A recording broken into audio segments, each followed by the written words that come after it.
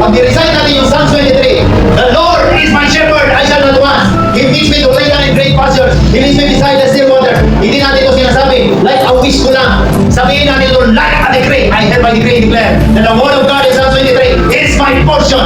And then you say, I shall not want. Hindi ako makukulang. Amen. Amen. Pagkulang sa decree, kaya meron tayong bibili, ha?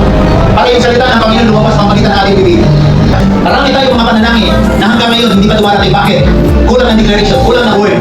When faith is speak to His word, the Bible says, faith comes from hearing from the word of God. Keep on reciting, keep on declaring, dinideclare mo, narinig mo until it manifests. Until yung spirit mo mararamdaman mo yan. Wow, Lord, wow, wow, sinasagot mo na po, Panginoon.